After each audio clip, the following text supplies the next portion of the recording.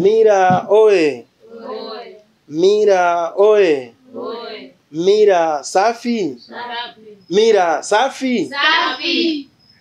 Karibuni tena ndugu wanajadi katika darasa hili la masomo ya ukweli wa kuishi. Na ikiwa pengine wengine ndiyo mara ya kwanza kufika katika darasa hili, huu ni mwendelezo wa masomo yetu ya ukweli wa kuishi ambayo tumekuwa tukikutana kila Jumamosi kuanzia saa 4 kamili mpaka saa 6 kamili. Ni masaa mawili tu ambayo ndiyo masaa muhimu yenye faida katika kuishi kwetu.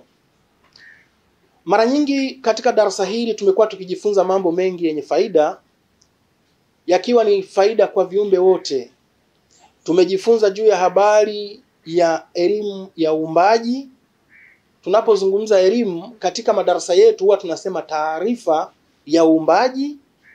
Tumejifunza juu ya habari ya elimu au taarifa ya viumbe, na tumejifunza juu ya habari ya asili ya mtu wa kwanza na mahusiano yake na Mungu katika kuishi kwake.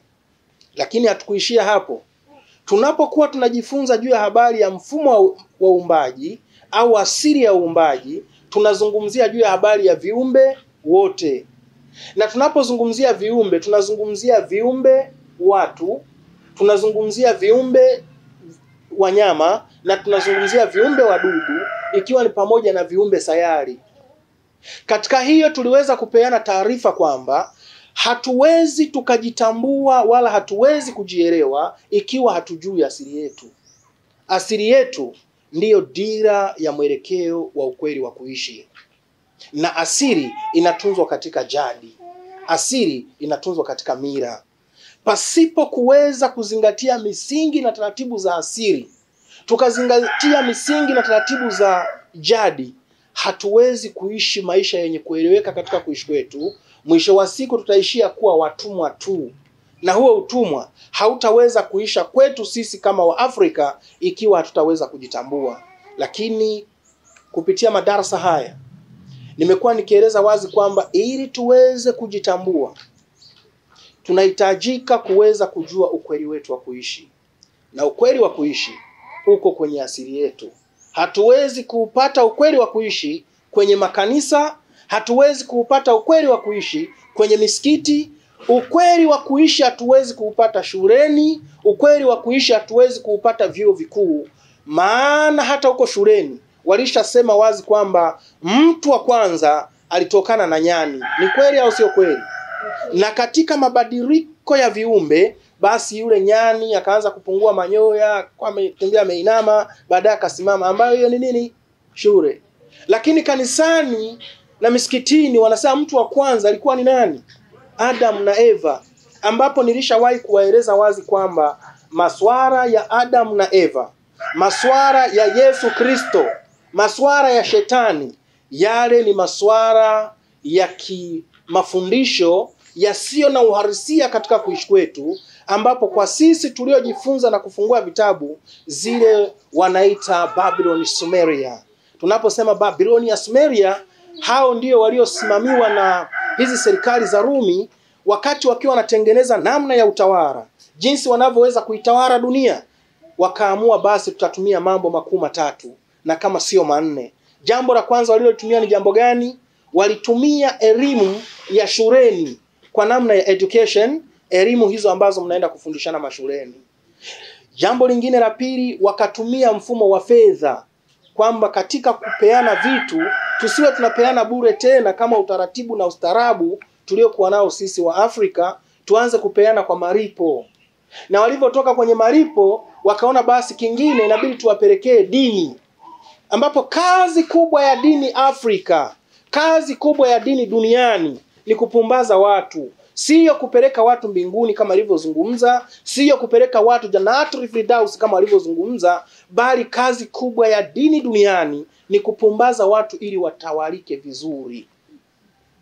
Na baada ya hapo kitu kingine ambacho walikitumia ni mifumo ya kiutawala kwa namna ya serikali, lakini ikiwa ni namna pia hata ya uongozi wa kimila. Ninazungumza hivyo kwa sababu mimi nimetoka katika utawala wa kimila, na tena nimetoka kwenye ufalme wenye nguvu kweli kweli. Lakini ufalme wetu toka awali unaanza una utata usio wa kawaida. Na ndio maana kwa wale ambao wamekaa maeneo ya Kigoma wanafahamu hata ukoo wetu sisi ni wachache sana, kwa sababu Wabelgiji, wakoloni wa Kibelgiji walitumia nguvu kubwa sana kuua sana ukoo wetu. Kwa sababu gani? Baada ya kuwa waliandaa ile mifumo ya utawala wa kimila kupitia machifu, walitengeneza mazingira ya kutawala, kuomba kodi kwa watu kwa nguvu, walitengeneza mazingira ya kuchukua vitu vya watu kwa nguvu, na hata wale wakoloni walitumia muda mwingi kuweza kutawala wale ambao walikuwa wanaishi maisha yao ya asili ya kawaida na wakizingatia misingi na kanuni taratibu za maisha kwa nguvu. Na kumbukeni,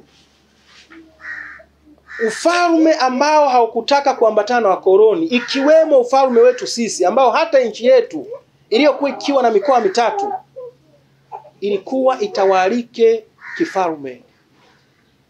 Haikuwa na mpango wa kuwa na rais kabisa, kwa sababu rais ni maboresho ya machifu.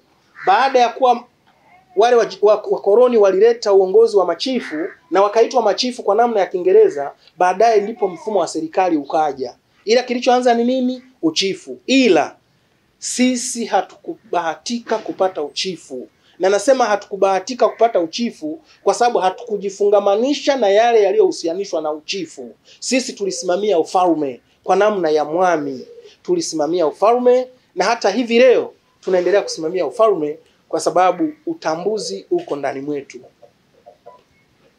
Katika kuishi kuna misingi.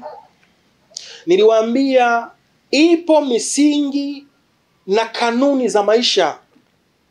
Endapo kama utakuwa haujaweza kufanikiwa kuijua na kuifuata misingi na taratibu na kanuni za maisha, jawabu lake ni kwamba hata ungekuwa milionea, maisha yako si kitu. Muda na wakati wowote hivyo vitu utaviona kama upuuzi tu. Na ndiyo maana maskini wanahangaika wakiwaza jinsi gani watakavyopata chakula, lakini huku matajiri na wao wakihangaika jinsi ya namna ambavyo wataweza kujirinda na kuweza kuipata fedha ya ziada, huku wakiwa wanatengeneza mashindano ya fulani asimzidi utajiri. Kwa hiyo hakuna aliyetulia, wote wanahangaika tu. Kwa nini? Hawana utambuzi. Na hakuna kitu kibaya wewe unakuwa tajiri unayehesabika kwenye utajiri wa mali tu na fedha, kwa namna ya magari, kwa namna ya maduka, tena maduka yenyewe ni maduka ya vifaa vilivyotoka China, kwa namna ya maduka, tena maduka yenyewe ni vifaa vilivyotoka Japan, kwa namna ya maduka ni vifaa vya maduka vilivyotoka nje za nchi ambavyo hata hapa nyumbani hatuna viwanda hivyo.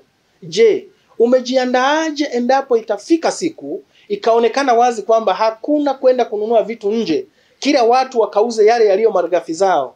Mtauza kitu gani?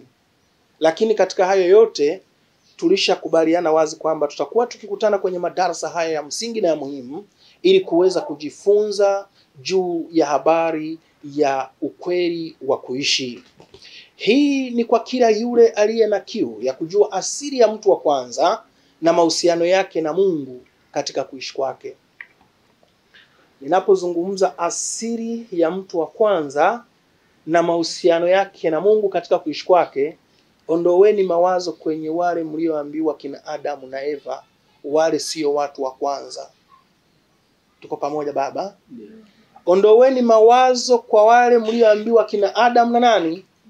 Sio watu wa kwanza. Akina Adamu na nani? Na Hawa, sio watu wa kwanza. Ninayaeleza hayo kwa sababu tumepata taarifa na tukajiridhisha pasipo shaka kwamba mtu wa kwanza alikuwa ni mwanamume na mwanamke toka mwanzo wa kuishi.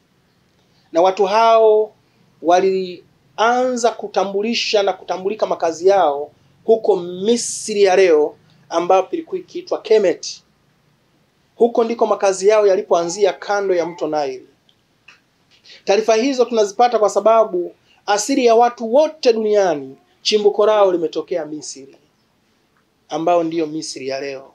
Na ndiyo maana kwa bahati mbaya sana, taarifa zilizoko kwenye maktaba nyingi za kidunia zilizofanikiwa kutunza hekima na taarifa hiyo, nyingi zinaeleza wazi kwamba mtu wa kwanza, mwanamume na mwanamke, walikuwa ni watu weusi, black people.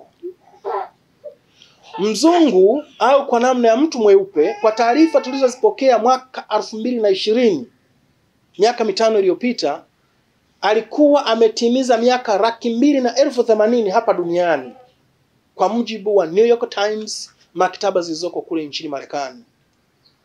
Mtu mweupe kwa namna ya mzungu, mchina, mjapani walionekana katika uso wa dunia kwa takriban miaka 280,000 iliyokuwa imepita. Hali ya kuwa mtu mweusi na taarifa na nyayo na taratibu za miongozo ya asili alikuwa ametimiza zaidi ya miaka milioni 250 iliyopita. Sasa jiulize swali, huyo mtu mweupe alitoka wapi? Tulielezea kwenye masomo wakati nikifungua kipindi hiki, niliwaambia wazi kwamba hii ni kwa kila yule aliye na nini, na kiu ya kujua asili ya nani, ya mtu wa kwanza na mahusiano yake na nani, na Mungu katika nini, katika kuishi kwake. Kwa sababu kama hizo, ndugu zangu wanajadi, ndugu zangu wanaofahamu, itoshe kujua wazi kwamba tunayo mengi ya kujifunza kutoka katika asili zetu, kutoka katika misingi yetu ya asili, misingi ya maisha na kanuni na taratibu za kuishi. Kama tutakuwa tumezipokea kwa ulinganifu na kwa kadiri ya ilivyo, sahauni kitu kinachoitwa umaskini. Sahauni kitu kinachoitwaje? Sahauni kitu kinachoitwa kutawaliwa. Sahauni kitu kinachoitwa usaliti. Sahauni kitu kinachoitwa rushwa. Sahauni vitu vinavyohusianishwa na kupendeleana. Kwa nini? Kwa sababu kanuni na misingi ya asili haipendi mambo hayo. Na kwa bahati mbaya, kwa kuwa nimekuwa nikieleza wazi kwamba watu kwa sasa hivi wanaishi uongo, wanafundishwa uongo, wanasalishwa uongo, ukweli unapojitokeza inakuwa si rahisi kuweza kubaini. Sasa wakati ni sasa ambapo kila mmoja wetu ambaye anatamani kujua asili ya mtu wa kwanza na mahusiano yake na Mungu katika kuishi kwake, madarasa haya ndiyo yatakayotoa siri hiyo. Tupate wale watu pure, wale watu wa asili, wale walio na uwezo wa kuzungumza na anga, mvua inanyesha, wale walio na uwezo wa kuzungumza na ardhi, ardhi inatii, wale walio na uwezo wa kuzungumza na viumbe nyoka, wale walio na uwezo wa kuzungumza na viumbe simba, na viumbe hao wanatii na wanaelewana. Kwa sababu kumbuka, viumbe wote ni viumbe wa Mungu, na katika uumbaji viumbe wote waliandaliwa katika sampuli ya viumbe vingapi? Kiumbe cha kike na kiumbe cha kiume kwa upande wa watu, kiumbe cha kike na kiumbe cha kiume kwa upande wa simba, kiumbe cha kike na kiumbe cha kiume kwa upande wa nyoka, kiumbe cha kike na kiumbe cha kiume kwa upande wa vitu vyote vinavyoishi kama viumbe. Na ndiyo maana kuna nini? Kuna kuzaliana. Hakuna uzao, hakuna uzalianaji pasina kuwa na viumbe wa jinsia ngapi? Mbili. Wangapi mliwahi kufuatilia rogo ya China ya utawala wa asili? Wangapi mnajua rogo? Rogo ni nembo inayotambulisha ama kampuni ama taasisi ama serikali, ambapo kwa nchi yetu ya Tanzania rogo yetu ni ile bibi na bwana, yaani kwa namna ya nembo ile ya shilingi 10. Umezoea kusema shilingi 10, iliyoko kwenye shilingi 10 ambayo ni nini? Bibi na bwana wananyanyua ngao na mwenge na vitu vingine pale. Ile ndio inaitwa rogo yetu. Rogo ya Uchina ambao ni moja kati ya nchi zilizosimamia juu ya habari ya mila na utamaduni, rogo yao ina viumbe hawa wawili ambao hiyo wanaita yin and yang. Mimi nimekaa China na nimesomea udaktari nchini China, nimekaa nao sana na nimefuatilia juu ya habari ya ile rogo ambao ni yin and yang. Yin and yang wao wanasema ni jinsia ya kike na ya kiume, lakini haishii hapo, inazungumzia nuru na giza, lakini haishii hapo, inazungumzia yani kila kitu kilicho opposite. Yani tunapozungumzia mwanamke, kinyume chake ni mwanaume. au rafiki yake ni mwanaume. Yaani ili uumbaji uweze kukamilika lazima kuwe na mwanamke na mwanamume ili waweze kufanyaje? Kufanya mwendelezo wa uzao, ikiwa ni pamoja na umoja wa kiutu, kama ambavyo tumekuwa tukielezea juu ya habari ya mazingira ya umoja wa kiutu. Na umoja wa kiutu ndiyo msingi wa maisha. Huwezi kuishi bila umoja wa kiutu. Kuna baadhi ya watu wanatengeneza chuki ya makusudi. Yuko na wenzake lakini akili yake inamtuma yeye akiwa na chuki ndio faida kwake. Na nishawahi kuambia, kuna baadhi ya watu akichukia ama akinuna, yeye ndipo anajisikia vizuri. Vile ambavyo ananuna katika kundi la watu, halafu watu wote wanamuona kabisa kanuna, na yeye pale ndio anajisikia vizuri. Kumbe anakwaza wengine. Na ndio maana mimi kama kiongozi wa kimila, mimi kama mtafiti wa kisayansi na mambo ya ekolojia, niliwaelewesha wazi kwamba utakapokaa na watu wa aina hiyo, wapuuze. Maana kama ndiyo tabia yake, maana wengi wanaobeba hizo tabia wana roho mbaya. Automatic. Tutakuja kujifunza juu ya habari ya roho mbaya. Tutakuja kujifunza juu ya habari ya nini maana ya roho mbaya na sababu za roho mbaya. Na ni jambo gani linaweza kujitokeza kwa sababu ya matokeo ya roho mbaya. Leo asubuhi wakati nikiamka nilipitia kwenye chombo chetu kitakatifu cha United Kingdoms of Africa. Nikakutana na chozi la nini? Chozi la umauti. Ambapo inazungumzia nguvu ya nidhamu ya mambo katika asili. Mtoto mmoja yeye waliwaambia kwamba jamani, kuna bwawa limeraniwa, watu hawaruhusiwi kwenda. Yeye akachukua chemli yake usiku, akaenda kwenye bwawa. Na akasema no, msiseme hivyo. Akasema hapana. Kule wazee wameshasema kule msiende. Yeye akaenda. Na alivyoenda kamezwa na viumbe asiowaona na wenye mfumo ambao hauko ndani ya uwezo wake, na wakamchukua. Watu wanashangaa harudi, baadaye wakaenda, walipofuatilia wakajiridhisha pasipo shaka tayari huyu ameshatafunwa na bwawa la umauti, bwawa lililoraniwa. Walivyogundua hivyo wakaleta taarifa kwenye baraza la wazee wa kimila katika kijiji kile. Wazee wa kimila wakasema katoto ni kapumbavu na hakana adabu. Kwa nini kamefanya hivyo? Lakini baadaye wakasema hapana, tunaombeni tumsaidie.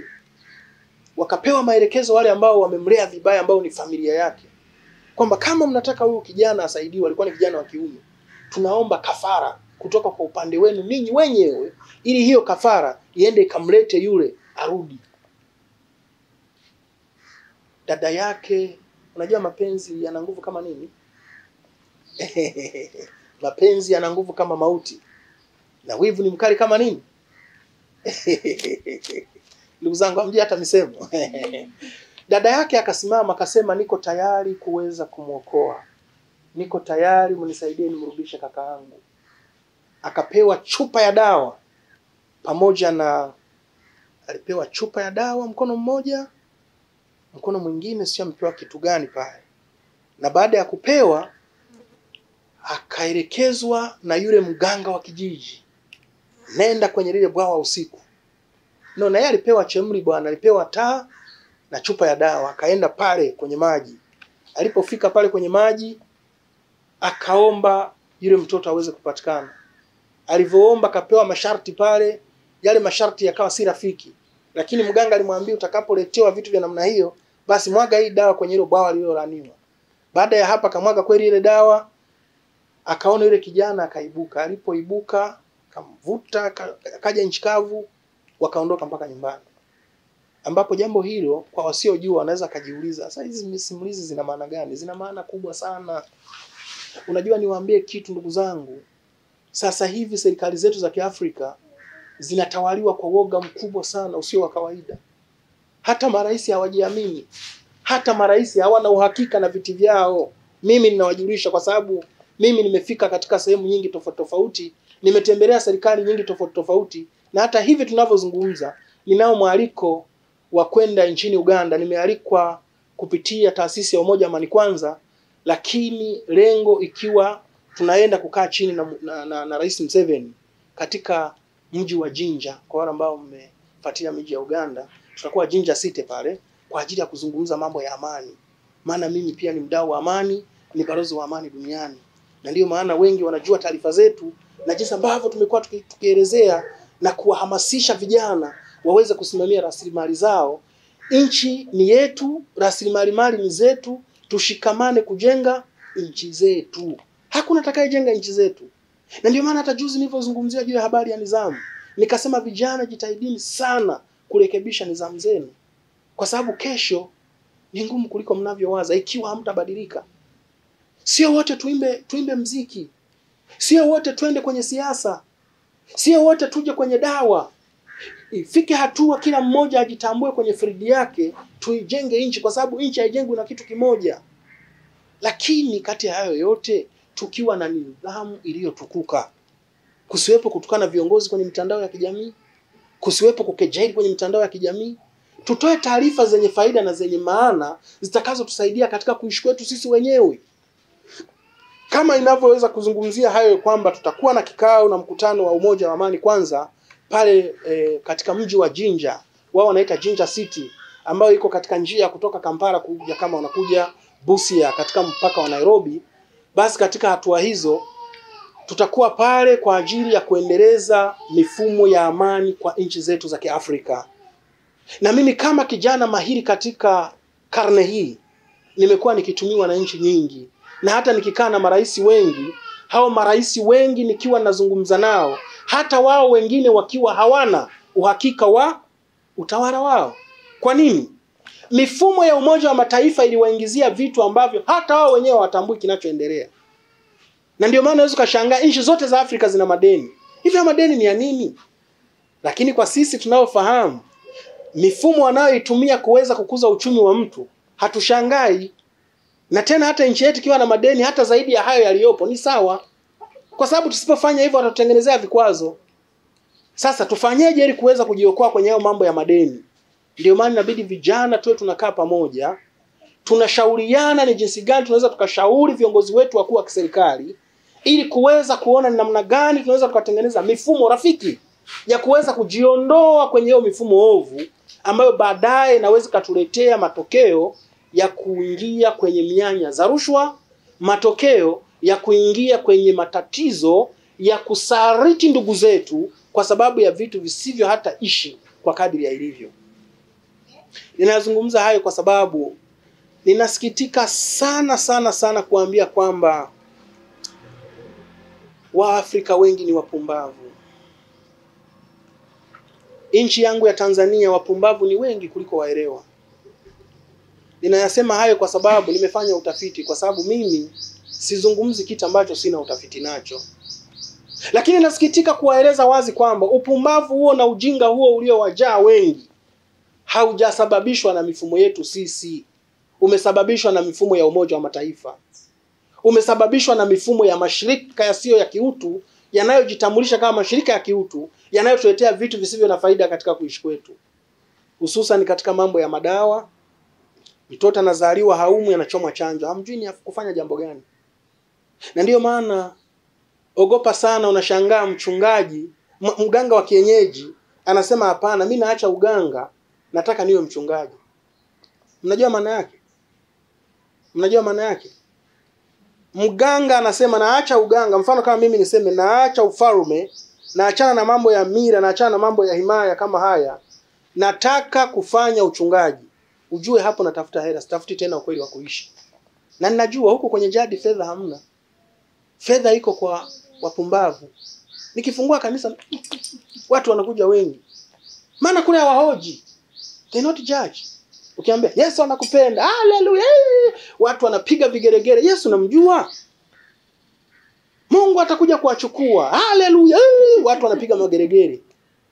Wote hapa ni matajiri, simameni juu, watu wanasimama. Leo nimekuja na maji, nauza 1,100. Watu wanayagombania, yakiisha nasema sasa haya, Jumapili tutakuja na maji ya upako. Maji yanakuja, watu wanauziwa maji ya dukani kabisa na stika ya dukani. Tunauza maji 100,100. Wanaume wapo ngapi humu ndani? Simameni juu. Wanaume wanasimama. Pangeni mstari hapa, maji chupa moja 100,100. Watu wanasimama. Kama ageni kwenye biashara zenu, watu wanamwaga kwenye biashara. Kumbe ni maji tu. Ndio maana nawaambia wakati mwingine kanisani kuna wapumbavu wengi kuliko huko kwenye asili. Kwenye asili kuna wanaofahamu. Huwezi kuambia ujinga kama wao wakakuelewa. Huku kuna watu wenye akili, na ndio maana tunawaandaa muwe na akili, muwe na uwezo wa kuhoji. Sio kile kinachozungumziwa mnaitikia, ni upumbavu. Lakini je, upumbavu umesababishwa na nini? Na hiyo dini yenyewe imetoka wapi? Na imeletwa na nani? Kwa dhumuni gani? Ndio maana ogopa sana mganga wa kienyeji, anaacha kiringi anaenda kuwa mchungaji. Ameshagundua huku wengi waelewa. Nataka kule ambako hatutumii nguvu. Kule walisharahisisha. Kuna mchungaji mmoja nimsikia juzi kwenye mazungumzo yake anazungumza kwamba ninalima shamba ambalo limeshalimwa. Simsemi jina. Ninalima kwenye shamba ambalo limeshalimwa. Mnajua maana yake? Hamjui?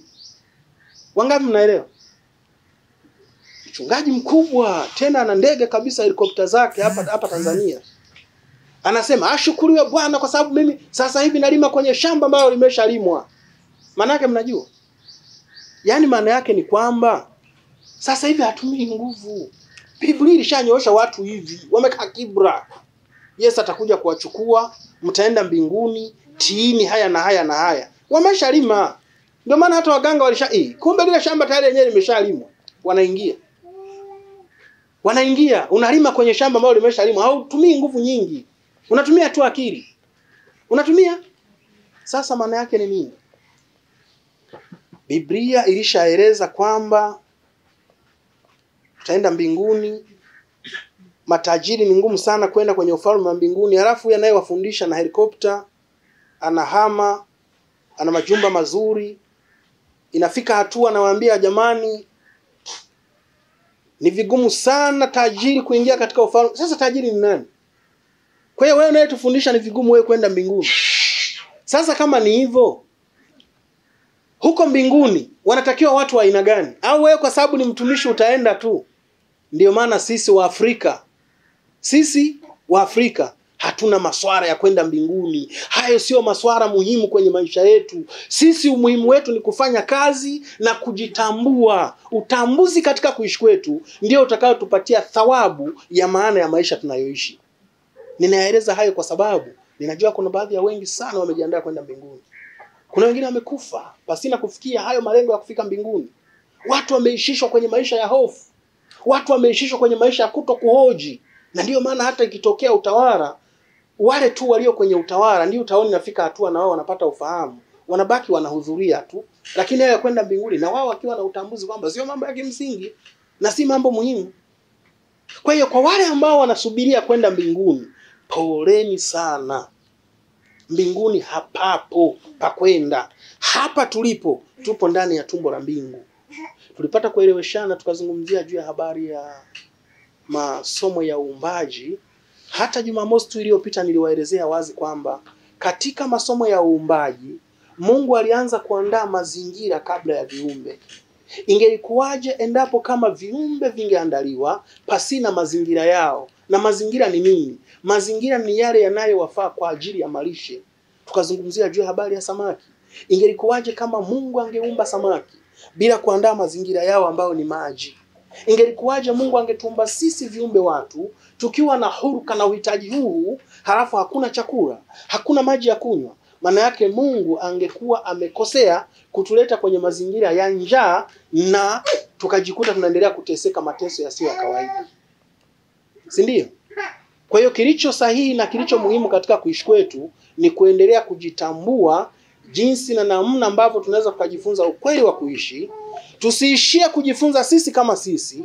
Tuone ni jinsi gani tunaweza tukawaokoa wenzetu ambao bado wana ule upumbavu mwingi. Ambao ule upumbavu mwingi umesababishwa na kitu gani? Umesababishwa na mifumo. Na hiyo mifumo ni watu wamerogwa. Tulizungumza urozi ni nini? Urozi ni taaluma. Mtu anakupiga sindano hujui hata ina nini, na uruhusi kuuliza swali, na uruhusi kukataa. Na kama unakataa ukatae kwa utundu na utulivu usio wa kawaida. Sio tu sasa sitaki sindano, kama mpumbavu ninataka mtoto wako augue polio. Huyo sio wa kwako, ni wa kwetu. Yaani